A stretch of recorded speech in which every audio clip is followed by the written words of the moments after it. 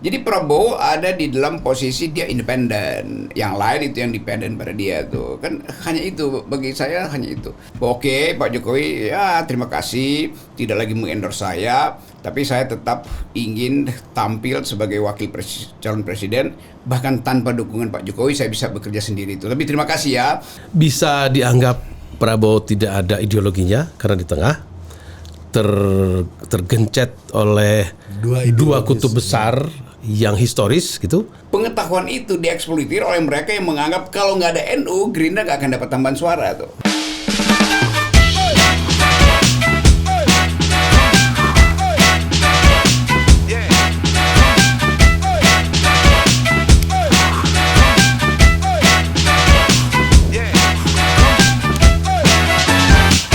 Kita ke kuadran lanjutan. Ya, kuadran terakhir. Nah, kuadran terakhir ini pertanyaan fundamentalnya begini.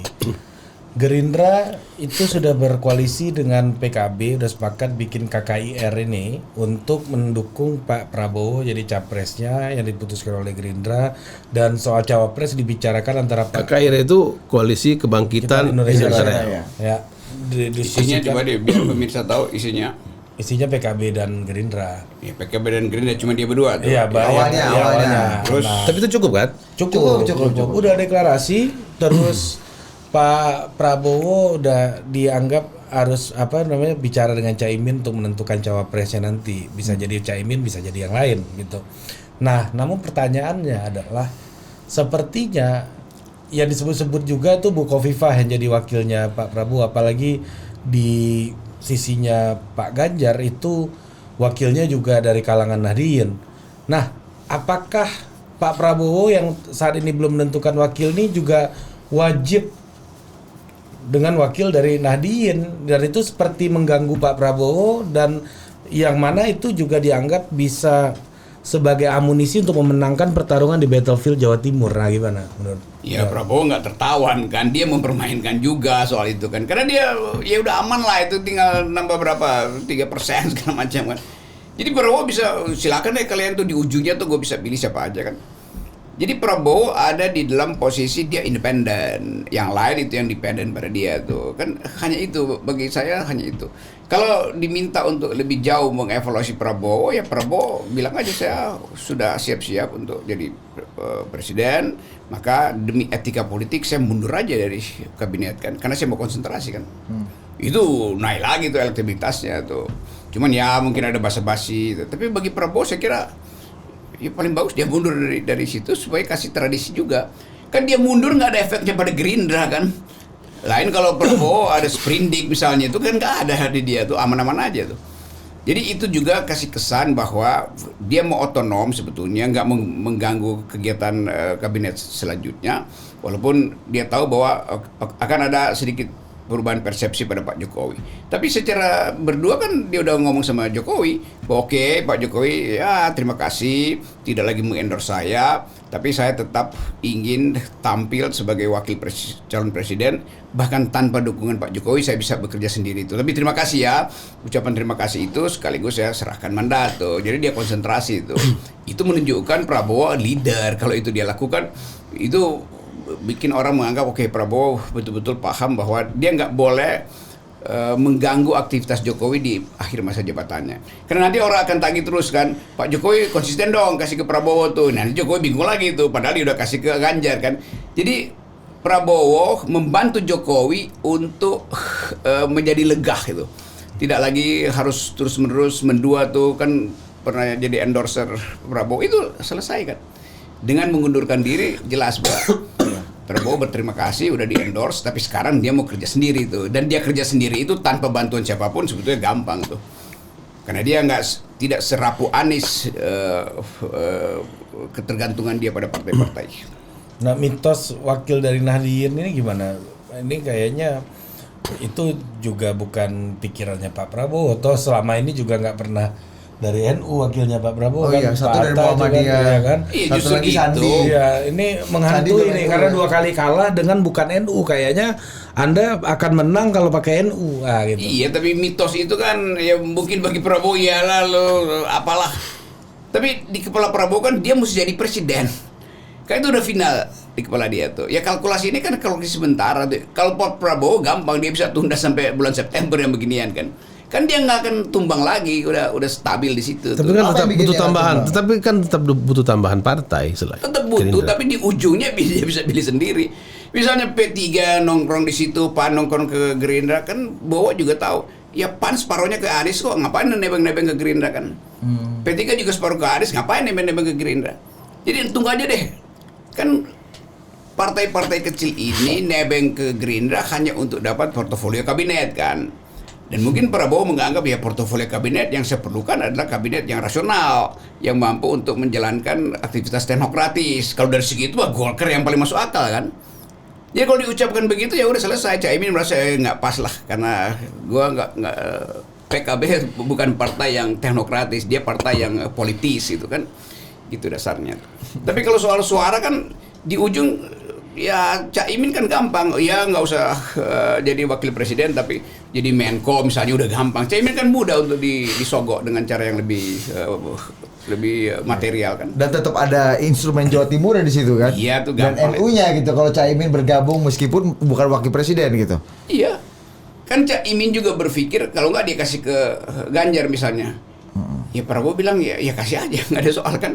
Tuh dia ada Golkar sih itu kan. Nah, satu Jika lagi. dengan Golkar sudah selesai ya. Kelihatannya Golkar lebih masuk akal karena Golkar kan lebih stabil kalau bikin Dan secara ideologis itu kepompong ideologi lama Pak Prabowo. Kan Yes, beliau betul. pernah di Golkar. Oh, jadi benar. transaksi dengan Golkar lebih bisa dipercaya. Tapi kalau kita bicara sosoknya, Pak Erlangga sendiri kan secara sigi kan belum terlalu baik.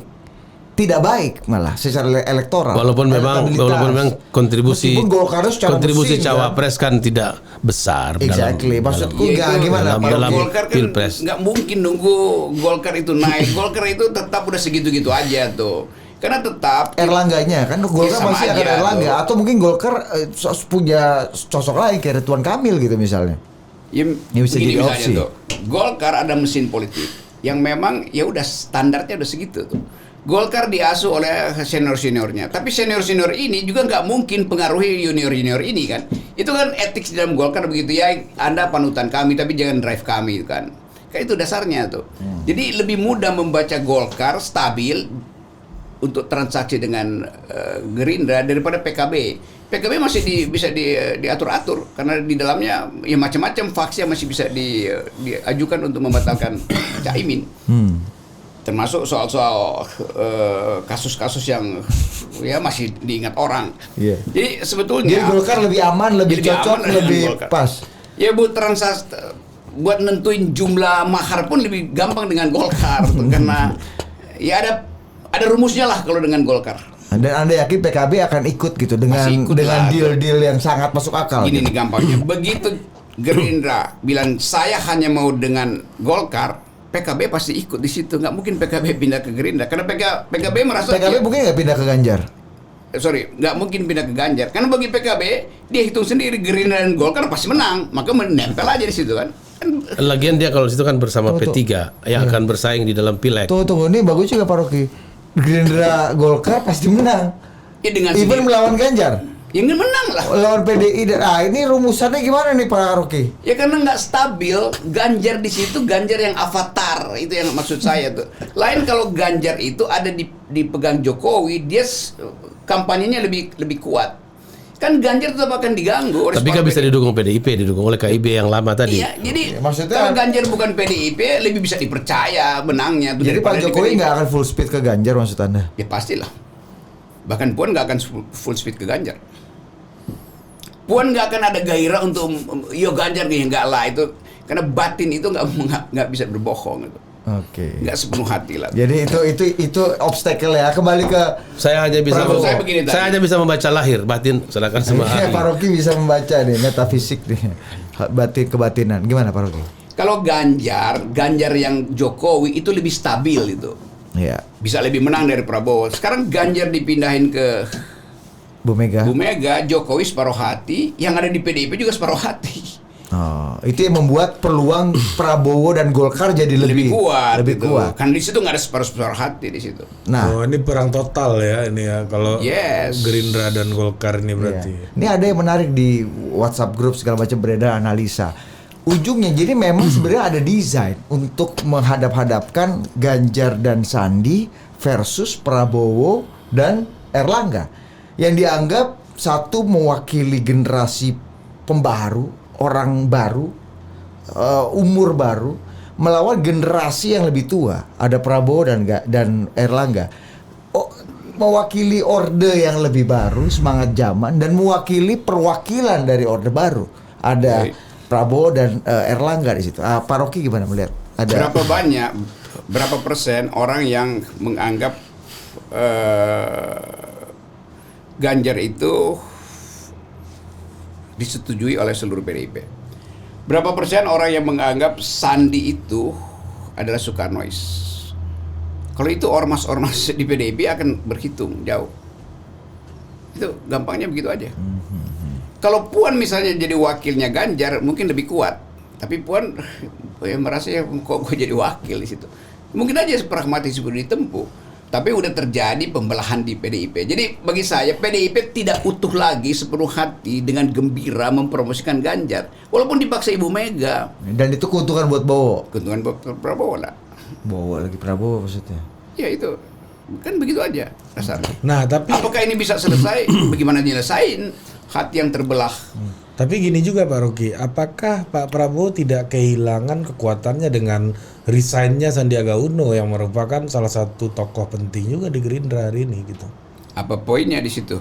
Ya kan tidak penuh lagi Gerindranya seperti halnya PDI yang juga tidak penuh. kata Pak Justru Rocky. dengan itu misalnya emak-emak merasa balik lagi ke Prabowo. Karena ternyata Sandi lebih buruk dari Prabowo. Kan gampang. Jadi Prabowo dapat keuntungan justru dengan Sandi pergi. Problem kan Sandi mengesankan ada milenials di situ sedikit, ada mak-mak yang betul-betul menggairahkan Sandi, juga ada Muslim sedikit di situ. Begitu dia pindah ke PDIP, bagian Muslim dari Sandi itu balik ke Prabowo, bagian milenial juga balik ke Prabowo. Nggak ada milenial yang pro PDIP itu. Bagian mak-mak pindah tuh. Jadi justru bonus tak terduga buat Gerindra tuh. Gerindra justru diuntungkan dengan Sandi pergi itu. Jadi Prabowo lebih menguntungkan ya dengan kondisi sekarang dibanding Ganjar. What do you think, Godfather? Bisa ada dua kemungkinan memang. Ini kan belum terjadi kan. Iya. Nomor satu bisa kalau kuat sayap kiri kanannya kan kira-kira ada tadi yang saya sebut di awal disemprit oleh Budi. Kan ada 3 perwajahan politik kita. Yaitu kita anggaplah di sebelah kanan ada Pak Anies, di sebelah kiri ada Pak Ganjar. Ini untuk gampang saja. Di tengah ada Prabowo. Oke. Bisa dianggap Prabowo tidak ada ideologinya karena di tengah tergencet oleh dua kutub besar yang historis gitu. Satu nasionalis saja atau bisa disebut nasionalis sekuler dalam kosakata akademik ilmu politik. Ada yang disebut nasionalis Islam gitu ya. Yang semuanya punya sejarah panjang dalam sejarah politik Indonesia. Tapi bisa juga Prabowo menjadi pilihan karena ini terlalu keras. Oke. Ya kalau mereka canggih, Pak Prabowo terjepit. Tapi kalau mereka terlalu keras dalam arti kanan dan kirinya, orang memilih yang kata Kekaryaan. sebaik-baiknya pilihan katanya di tengah gitu. Nah ini rumusan yang menarik kita tonton dalam melihat 3 wajah politik yang akan terwakili tadi setelah tentu PR dari Pak Rocky dikerjakan, yaitu Pak Ganjar harus menjelaskan apa Soekarnonya, Pak Anies harus menyebut siapa cawapresnya yang dia kehendaki, dan Prabowo akhirnya merumuskan kenapa saya bersama Erlangga Hartarto misalnya, atau kalaupun dia memilih calon lain katakanlah nama baru sama sekali, Erick Thohir misalnya? nggak apa, ya saya tidak ingin sebut nama, tapi kan bisa ada kejutan oleh pilihan. Kalau Pak Prabowo yakin betul, maka yang dia butuhkan hanya counterpart dia dalam memerintah misalnya. Tetapi pilihan Golkar menarik sekali karena KIB tadi kan sudah hilang satu, P3 kan gitu. Tugas berat KIB yang tersisa yaitu Golkar dan PAN untuk menambah, kan dia mau ambil dari mana? Bisa diambil dari Nasdem atau tidak? Kan agak sulit membayangkan itu. Jadi pilihannya adalah mungkin KIB akan ke Gerindra tadi. Nah, dengan demikian menarik untuk tim di tengah tadi, kalau kita anggap gitu mudahkan saja, merumuskan apa, kan begini, bagi pemilih Ganjar yang didukung oleh partai pemerintah, Pak Prabowo kurang pemerintah, kurang mewarisi kekuasaan yang akan diganti. Kurang keberlanjutan ya Mas Ya, Anda. bagi perubahan, Meskipun Pak Jokowi udah endorse kalau secara perubahan, low context. Pak Prabowo dianggap tidak terlalu perubahan karena dia bagian dari pemerintah. Nah, ini bisa jadi kelemahan, tapi sekaligus juga jadi peluang untuk merumuskan apa sebenarnya agenda teknokratik yang jadi beyond ideologi lama. Apa sebenarnya, apalagi kalau sempurna dengan adanya Golkar yang betul-betul partai yang kita anggap partai teknokrat, merumuskan mau ngapain dengan utang, mau ngapain dengan pajak, mau bikin apa dengan kesehatan, terus apa itu pendidikan, pertanian, sebagaimana tema kampanye awal Gerindra misalnya. Mungkin ini lebih menarik sehingga pemilu kita akan semarak. Jadi jangan sampai 3 ini hanya menjadi pertandingan antar nama orang, itu pasti tidak menarik. Formulanya jadi lebih mewah ya buat Pak Prabowo. Mestinya dong, kan tadi kata Pak Rocky, keberlanjutan dengan perubahan, dia punya kemewahan apa itu ya. Soekarnoisme itu bagi calon presiden partainya, yaitu partai PDIP dan siapapun tambahannya. Apa perubahan itu bagi partai yang ingin mengubah skenario pembangunan yang sekarang berlangsung? Iya, oleh Anies. Iya, dia terjebak di situ Terus ya. Pak Prabowo akan rumuskan, oh saya tidak ada urusan dengan keberlanjutan dengan perubahan. Saya mau jalan dengan tema teknokratik karena menurut kami misalnya nih, teknokratisme tertinggal oleh laju demokrasi. Kan bisa begitu. Demokrasi penting, teknokratisme juga tidak boleh. Di zaman Orde Baru, teknokratisme begitu kuat, Meninggalkan demokrasi. demokrasinya agak lemah. Orde lama, Demokrasinya politik terlalu kuat, teknokrasinya ekonominya lemah. Nah, sekarang bagaimana? Kita akan menonton pertandingan seru. Masing-masing orang datang dengan rumusan baru, apa yang ditugaskan oleh dosen Rocky Gerung tadi kepada orang-orang ini. Apa yang mau disajikan itu apa? Kan Ini bukan hanya kita brief KPU supaya tema-tema ini yang mereka jadikan bahan debat kan. Ini kita briefing KPU loh. Supaya pendidikan politik itu gini. Pemilu itu kan bukan hanya memilih dan mengganti pemerintahan, tapi juga mendidik secara massal apa politik itu bagi seluruh pemilih. Nah, kita tinggalkan tema moral dikit nih, lebih balik ke duniawi. Dunia. Nah, ini apa? Saya tuh masih membaca ketakutan semua koalisi ini untuk tidak menggandeng NU, termasuk Pak Prabowo, Pak Rocky. Maksudnya apakah Takut kalau tidak menggandeng? Iya, apakah dengan Golkar ini jadi pilihan yang rasional karena NU ini secara organisasi ini raja elektoral gitu, dan saya melihat keraguan itu juga di wajah Pak Prabowo hari ini, entah dari mana infuse itu dimasukkan kepada pikiran. Dan jangan lupa ada tokoh NU juga di Golkar, kawannya Pak Rocky, Nusron Wahid dan kawan-kawan. Nggak, calon gubernur DKI. Sebelum Pak Rocky akan menjawab lebih serius dan runtut, saya ingin karena saya ini wartawan, saya ingin kasih fakta-fakta lama. Pernah NU kesulitan karena punya 2 cawapres.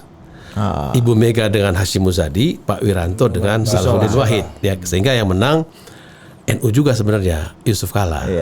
Tapi NU yang tidak terlalu inti NU kan ada di Jawa gitu. Tapi NU juga Pak Yusuf Kala. Nah, silakan Pak Rocky. Dikasih frame dulu. Kan kita mesti lihat persennya berapa Gerindra sekarang? Partainya 12-an ya? 12 ya. Di 12 itu NU-nya ada apa enggak tuh? Pasti ada dong. Pasti ada itu. Jadi kita mesti tahu. Walaupun tidak terlalu tebal ya. Oke, tapi kan masa Gerindra itu dari mana sebetulnya dia dapat 12 segitu. Oke. Itu poin dasar dulu. Pengetahuan itu dieksploitir oleh mereka yang menganggap kalau nggak ada NU, Gerindra nggak akan dapat tambahan suara tuh. Kan itu yang dipermainkan. Mitosnya kan itu kan, itu yang ditanamkan ya, makanya harus NU, harus Jawa Timur. Yes. Nah, kita mau hindari mitos itu dengan menguji sekarang aja. Jangan mitos itu dilanjut-lanjutkan. Ya kalau begitu bikin partai, semua partai akan bikin dari awal desain supaya di situ ada unsur NU. Oh. Kan konyol jadinya tuh. Meskipun Semuanya jadi NU ya. Juga jadi NU kan. Iya. kan ketua umum PBNU udah bilang NU tidak akan ikut main dalam pilpres, tidak akan mengendorse kadernya Iya, siapapun. NU Udah. akan main di dalam politik, tapi Erick Thohir diundang main ke NU kan begitu soalnya. Ya, kalau Erick Thohir nggak dapat posisi kan nggak relevan jadinya kan. Ya justru itu Tadi Anda artinya kalau kita bilang NU itu ya dengan mudah itu cuma soal transaksi material. Prabowo bisa beli aja kan soal-soal semacam itu tuh. Tanpa perlu resmi ada calon dari NU di situ kan. Itu kan cuma soal di bawah tangan aja dikerjain. Jadi kalau Anda anggap bahwa kalau Pak Prabowo memupus mitos itu dengan menggandeng Golkar dan Erlangga itu akan jauh lebih baik dibanding terbelenggu Dia dalam menjadi- mitos lama. menjadi Ini salah satu simulasi. Sandra dalam mitos lama itu. Jadi kita ingin begitu sebetulnya. Dan kalau soal NU ya suruh aja Golkar kan Golkar Iya, atau NU Nusron banyak Wahid kan. aja Nusron Wahid Iya, itu kan misalkan ya. mudah kan. Ya, calon gubernur Kurang DKI. NU apa kan? Calon gubernur DKI Ini versi cuma soal Rocky satu Gerung. toko itu untuk ya udah berapa banyak sih Honda bebek yang mesti dikirim ke pesantren-pesantren kira-kira begitu kan. Iya, itu Gampangnya seperti itu Nah, kan. Pak Rocky ada sisi lain nih dari Pak Prabowo nih ya di saat terakhir juga tentang Pak Jokowi, relasi dengan Pak Jokowi. Tadi Pak Rocky bilang di awal udah mundur aja sehingga Pak Jokowi juga lebih lega, lebih rileks. Yes. Nah, tapi kan selama ini nggak begitu karena tadi tesis Anda, Pak Jokowi nggak terlalu happy dengan Ganjar sekarang yang dicalonkan Bu Mega. Itu tesis pertama. Tesis kedua, dalam beberapa waktu terakhir Pak Jokowi ada pengkhianatan lah soal Piala Dunia yang kemudian berimbas pada pembangkangan yang membuat salah satu monumen penting legasinya Pak Jokowi menyelenggarakan Piala Dunia sebagai sebuah festival gagal. Tesis kedua. Tesis ketiga, Pak Jokowi berkali-kali secara low konteks mengendorse Pak Prabowo. Pak Prabowo elektabilitas naik. Sudah saatnya Pak Prabowo menggantikan saya. Sangat low konteks, terbuka. Beda dengan Ganjar yang rambut putih, kerut itu kan bahasa high konteks. Yang keempat, Pak Rocky.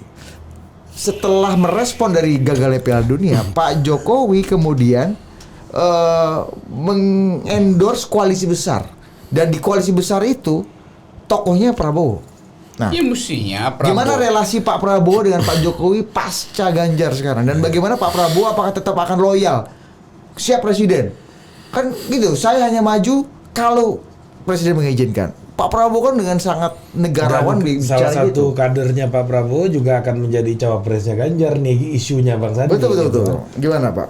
Ya Prabowo ini proposal saya ya, bukan analisis saya. Saya mau kasih aja proposal. Prabowo bisa dengan sangat santun sebagai seorang prajurit mengatakan terima kasih Pak Jokowi dan tidak perlu lagi mengendorse saya. Kan begitu kan. Kalau itu diucapkan, rakyat menganggap bahwa Prabowo itu tidak dendam pada Jokowi itu. Nah itu penting bagi publik Indonesia tuh. Tidak dendam itu sesuatu yang ya betul-betul yang baik, ya ya. Indonesianis banget lah soal semacam itu.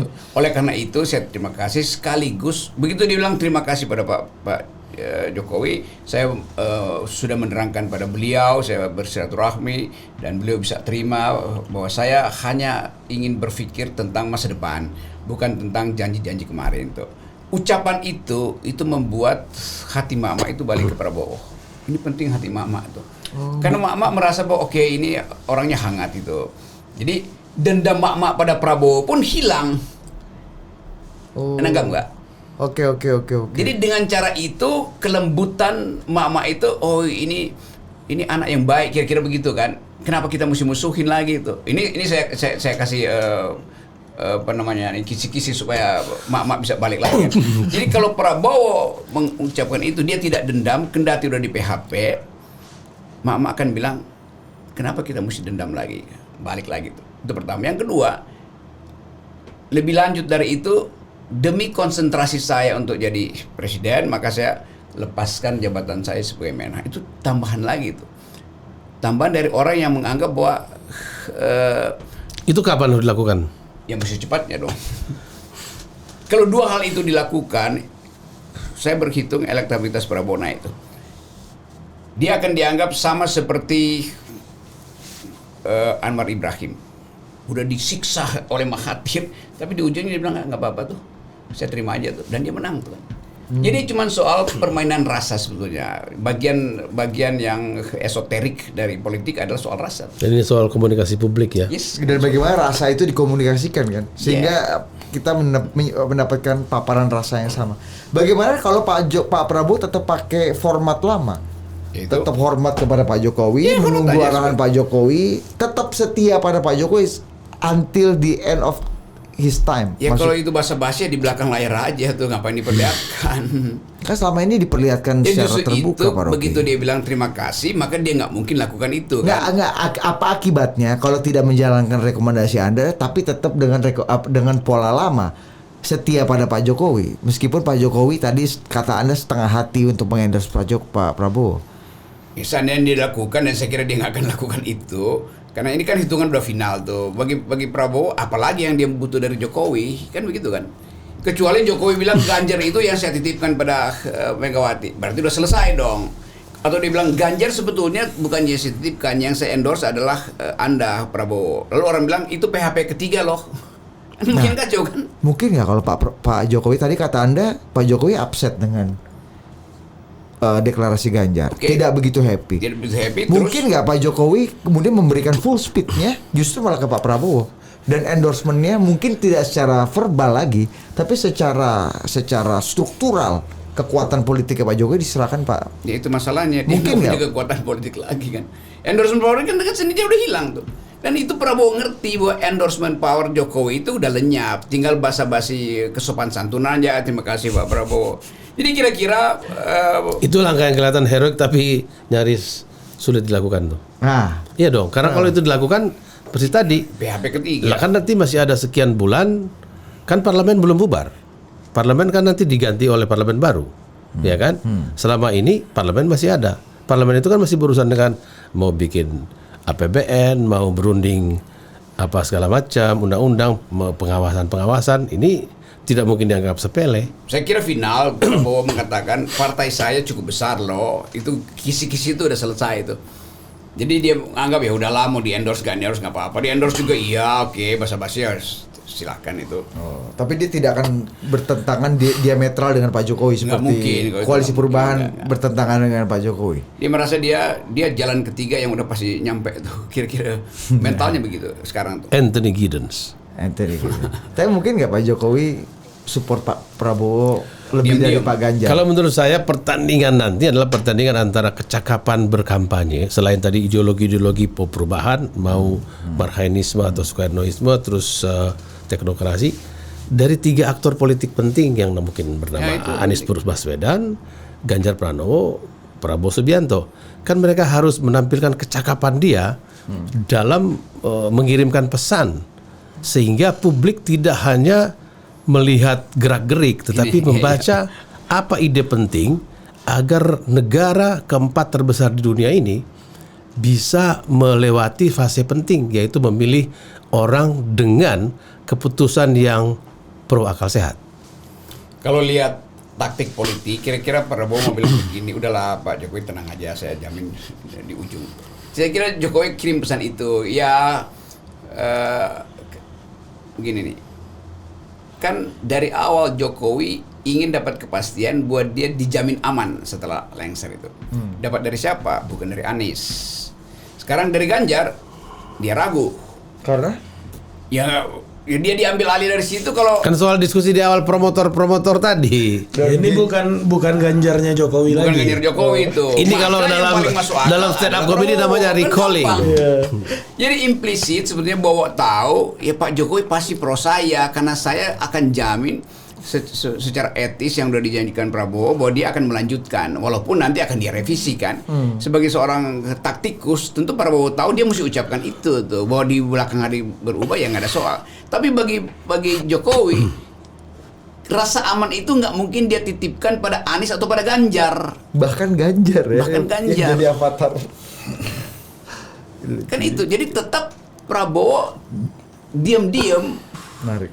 dapat semacam ya support diam-diam dengan tukar tambah tadi itu bahwa dia akan nggak diganggu lah kalau Prabowo jadi presiden. Bahkan Jokowi nggak punya pilihan lain selain ke Prabowo untuk memberi tenaga tambahan. Ya ini. memang dia nggak mungkin apalagi coba ya yang mau diucapkan oleh Jokowi. Gila ya. Ganjar pun dia nggak bisa, jamin rasa aman itu ya. Kalau Ibu Mega bilang Jokowi dihukum, ya Ganjar pasti hukum. Karena Ganjar sudah terbukti tidak begitu setia dengan Pak Jokowi. Ya Ganjar kan udah dianggap brutus oleh Jokowi. Bukan Yudas. Tidak. Lebih cocok mana? Coba. Saya ingin mencuri topik sedikit. Iya. Menurut saya penting bagi Indonesia yang Iya, luas. siap. Good Yakni harus ada agenda serius dari siapapun ketika pemimpin ini untuk melakukan redesentralisasi. Karena sekarang ini resentralisasi mengabaikan desentralisasi yang sudah menjadi salah satu pekerjaan reformasi. Banyak sekali masalah di industri ekstraktif dan macam-macam, sehingga ya kan Indonesia ini bukan ditopang oleh Jakarta yang kuat, tetapi oleh kaki-kaki di seluruh daerah. Nah, menurut saya itu, saya kalau boleh mencuri ini isu, akan jadi satu menurut saya ini topik yang penting. menjadi penting ya, nanti kita akan Siapa ulas. dari 3 kekuatan politik itu Jagoan ini. mau datang dengan Oke. ide yang baik, karena itu akan menjadi alat komunikasi mereka dengan elit-elit politik di daerah. Nah, kalau bicara komunikasi elit yang terakhir sekali Pak Rocky. Gimana? Dari saya ya, atau dari Ari. Yang menjadi pembicaraan orang juga yang kemudian jatuh tepuk tangan kepada Pak Prabowo adalah ketika Pak Prabowo diberikan endorsement, dukungan dan pelukan hangat dari senior-senior tentaranya yang dianggap selama ini menjadi obstacle politik buat dia. Namanya Jenderal Wiranto, Jenderal Agung Gumelar, dan Jenderal Hendro Priyono. Yang dianggap menjadi obstacle politik selama ini, dan kemudian dia dapat pelukan hangat, endorsement yang kayaknya ya, correct me if I'm wrong, itu tidak didapatkan Bowo dalam pemilu-pemilu sebelumnya ketika dia berkontestasi. Gimana menerjemahkan ini? Ada terjemahan lain nggak? Atau ini peristiwa politik biasa? Peristiwa silaturahmi biasa? Enggak, ini bukan biasa nih. Jadi kan dianggap bahwa ketaatan Prabowo pada konstitusi, kemampuan dia untuk mengatasi kritik karena masuk pada Jokowi itu. Jadi buat tentara, kan tentara tetap ingin berperan tuh. Sekarang peran dia mau dititipkan kemana? Ya pada orang yang kira-kira ya walaupun bertentangan tapi kan ya kita satu angkatan lah itu. Nggak bakal ke Anies, nggak bakal ke Ganjar kan. Dan isu Ganjar selalu PDIP dikaitkan dengan ini ada potensi neokomunisme segala macam itu. Itu agenda siapa? Soal itu, ya pasti agenda tentara. Secara analitis kita bisa bilang begitu tuh. Jadi terlihat dengan ya kalau kita samar-samar membaca tentara berpolitik nggak? Ya pasti berpolitik. Karena kepentingan untuk memproyeksikan siapa yang akan jadi panutan korps ini ketika terjadi perubahan politik. Atau panglima tertingginya siapa nanti? Pertanyaannya begitu. Apakah Ganjar bisa jadi panglima tertinggi? Apakah Ganjar bisa otonom dari Ibu Mega? Jangan-jangan Ibu Mega jadi panglima tertinggi sebetulnya kan? Kan ini intinya begitu nih. Karena sifat tadi Ganjar itu KW akhirnya dilihat seperti itu kan. Kan gampang lihatnya. Sementara Prabowo dianggap oke, dia konstan, tetap ide bahwa di dalam tubuh politik Prabowo tetap ada nilai keprajuritan tuh. Nah, jenderal-jenderal ini juga udah lelah di dalam politik gitu. Jadi ya udah dianggap oke lah itu Prabowo datang dan Prabowo pasti udah kirim sinyal lebih awal tuh bahwa saya akan mengasuh TNI dan jenderal-jenderal ini kan ya gampang aja. Begitu ada kepercayaan ya Sabta Marga masih ada di situ, kesejahteraan prajurit masih dijamin, kan cuma soal itu. Punya pengaruh nggak jadi jenderal ini Pak Rocky untuk konsolidasi dan mobilisasi? Pasti dia tetap jadi panutan karena TNI itu selalu ada senior di atasnya tuh. Seprofesional TNI tetap garis pewarisan senioritas itu ada di situ tuh. Dan itu akan tumbuh ke bawah dan ya mungkin dari jenderal purnawirawan masuk ke kolonel, langsung ke kolonel masuk ke bawah itu. Dan itu yang kita bisa bayangkan bahwa Prabowo diuntungkan juga oleh kondisi global, instability yang mungkin terjadi di Indo-Pasifik, Cina Selatan, potensi diekspor kekacauan di Eropa masuk ke Asia kan. Jadi tentara juga berpikir geopolitik tuh, dan itu nggak mungkin diagunkan, diasuransikan pada Ganjar tuh. Jadi secara rasional tentara menganggap kalau ada ketegangan maka tentara akan hadir. Mulai siapa? Yang mulai Prabowo. Itu standar berpikir. Akhirnya friksi lama kita lihat Pak Wiranto dengan Prabowo, Pak Agung dengan Prabowo itu akan hilang dengan sendirinya gitu Pak Ican deh. Ya karena itu tadi rumusan Sesimpel itu problem kan tidak, masa problem 20 tahun lalu antara kalian berdua ada terus kan, problemnya bisa lebih baru. Iya kan politik kita kan begitu. Belum tentu selesai tapi bisa lebih baru. Ya ada tantangan selesai tapi bisa lebih baru. Ada tantangan baru yang membutuhkan jawaban kan baru. Tentara kan orang-orang rasional, itu lebih mudah untuk regrouping daripada faksionalisasi kan. Ya karena kita tahu Bu Mega sama Pak SBY sampai sekarang kan itu problem 20 tahun lalu juga. Ya. Masih. Nah ini kita bicara problem 50 tahun, 70 tahun yang lalu Pak Rocky. Yaitu soal pertarungan, kalau benar kata Anda tadi soal Prabowo Erlangga gitu ya.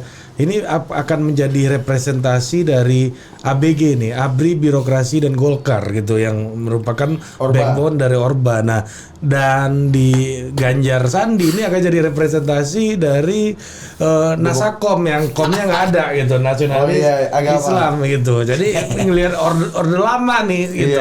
Ini pertarungan dua kutub dari periode kekuasaan ini gimana? Mungkin nggak itu diwujudkan nih? Ya, asik juga ya, asik juga. Jadi politik kita tuh sebenarnya masih nggak beranjak dari politik masa lalu ya. Tapi kalau itu disodorkan bagi milenial atau ya bahkan generasi Z atau segala macam itu kan nggak dilihat lagi. Yang dilihat adalah Indonesia yang bisa diatur secara rasional tuh, dan mereka akan tiba pada pengertian bahwa yang pertama tadi itu Prabowo Erlangga itu lebih rasional, dan itu yang kita mau lihat tadi kata Ican. Apa yang mau diterangkan di soal pajak bagaimana, soal lingkungan bagaimana tuh. Jadi pertemuan antara Prabowo dan Erlangga itu bukan sekedar mengulang ingatan tentang ABG itu, tapi sekaligus dikaitkan dengan kebutuhan sekarang. Nah itu yang nggak ada di Ganjar. Itu Ganjar nggak mungkin atau belum ada. Iya pasti nggak ada lah itu. Kan PDIP nggak ada tradisi untuk berpikir teknokratis kan. Padahal publik sekarang melihat kesiapan teknokratik. Kan kalau kita lihat kritik netizen sekarang kan semua tentang kebijakan itu. Dan tradisi untuk membuat kebijakannya masuk akal ada pada Golkar itu, kira-kira begitu. Tapi kan Pak Ganjar pernah dan hampir 2 periode jadi gubernur. Iya, dan orang catat bahwa ya orang tinggal upload lagi apa yang diucapkan oleh Trimedia bahwa nggak ada prestasinya tuh, bahkan mungkin gampang itu. Hal yang tidak mungkin diucapkan pada Prabowo, karena Prabowo justru berprestasi. Jadi kalau mereka kritik Prabowo demi Ganjar, ya dengan mudah Prabowo bilang, loh Jokowi berprestasi karena saya. Dan membuktikan itu susah untuk dibatalkan pembuktian itu. Walaupun nggak terjadi, tetapi nanti yang bagian PDIP, kalau dibilang bahwa Prabowo nggak berprestasi, artinya Jokowi nggak berprestasi. Mereka nggak mau ambil risiko itu. Menarik. Dan ini akan dieksploitasi oleh tim sukses masing-masing. Pasti dipotong-potong TikTok tergantung preferensi. Tahu ini bagian ini diambil bagian. Sudah jadi referensi konsultan politik gitu ya. Iya. Tapi ada ini kalau dianggap ini kayak dari omongan Pak Rocky ini intinya bias Prabowo banget nih, gimana Pak Rocky jawabannya? Bukan bias Prabowo diuntungkan oleh situasi itu. Jadi situasi yang bias pada Prabowo, bukan saya. Kecuali tadi tugas PR dari dosen Dr. Andus Rocky Gerung mengatakan semuanya ada PR. Ganjar harus merumuskan apa itu marhainisme baru atau Soekarnoisme baru. Anies merumuskan apa itu perubahan. Ya, itu poin. Dengan kosakata kampanye yang dan harus jadi leader. Crystal clear. Dan harus jadi leader. Dengan mengambil keputusan segera memutuskan wakilnya. Bukan jadi dealer. Nah, Prabowo problemnya adalah sekarang bagaimana dia harus memutus mitos soal NU tadi dan Jawa Timur dan juga menciptakan formula. berani memberikan kelegaan untuk Pak Jokowi bernafas di akhir Iya, itu masa lebih penting pemerintahnya tuh. dan dia mundur Dan dari kelihatannya Prabowo jago dalam soal itu. Ada gampang. Dan Mas Ganjar gak akan mungkin berubah lagi jadi avatarnya Pak Jokowi atau jadi Little Jokowi. Kan selama ini kita anggap Pak Ganjar itu adalah Little Jokowi. Mungkin nggak akan swing lagi setelah dapat tiket nih. Kayaknya mantap lagi Itu kalau Little kita Jokowi belajar lagi. matematik, turunan kedua itu 0 langsung tuh. limit. X pangkat 2, turunan pertama 2X. Ini Didit udah mau selesai udah pasti pancing lagi. Turunan pertama 2X, turunan kedua 0. Oke lah. Ya, jadi mendaur ulang hasil daur ulang lah ya. Iya. Sampai jumpa Oke, lagi di sampai Total jumpa. Politik. Totalkan politik. Siap.